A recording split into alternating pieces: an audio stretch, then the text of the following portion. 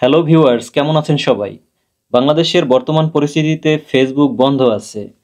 এই সাময়িক বন্ধ থাকায় আমরা যারা কন্টেন্ট ক্রিয়েটর আছি তাদের কিন্তু অনেক সমস্যার সম্মুখীন হতে হচ্ছে। পাশাপাশি যারা সাধারণ ফেসবুক ব্যবহারকারী আছে তারাও বিভিন্ন সমস্যার সম্মুখীন হচ্ছে।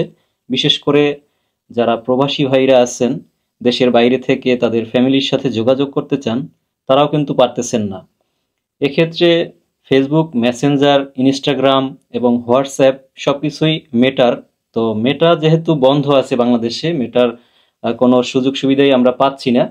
তো এই সময়ে অনেকেই আবার ভিপিএন ব্যবহার করে ফেসবুক চালাতে চাচ্ছে বা মেসেঞ্জার ব্যবহার করতে চাচ্ছে।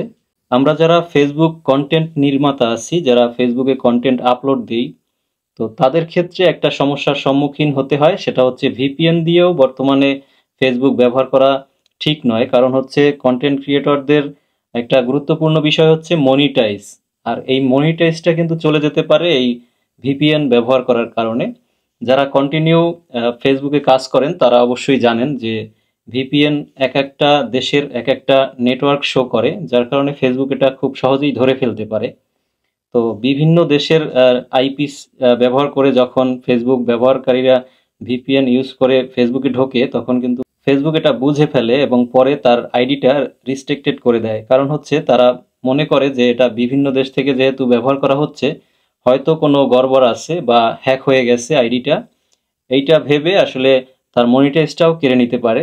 তো এই জন্যই আর কি কন্টেন্ট ক্রিয়েটররা ভিপিএন ব্যবহার করা কখনোই ঠিক হবে না। আমি বলতেছি যে ভিপিএন একান্ত জরুরি না হলে ব্যবহার করা ঠিক নয়। এছাড়াও কন্টেন্ট ক্রিয়েটর যারা আছে তারা কিন্তু দেশের জন্য অনেক ডলার ইনকাম করে, ফেসবুক থেকে বলেন, ইউটিউব থেকে বলেন বা অন্যান্য সেক্টর থেকে। তো কন্টেন্ট ক্রিয়েটরদের একটা বড় অংশ ফেসবুকে রয়েছে। যেহেতু ফেসবুক থেকে অনেক বেশি ডলার আর্নিং করা যায় ইউটিউবের থেকে, কারণ ফেসবুকে অনেক কন্টেন্ট ক্রিয়েটর বেশি।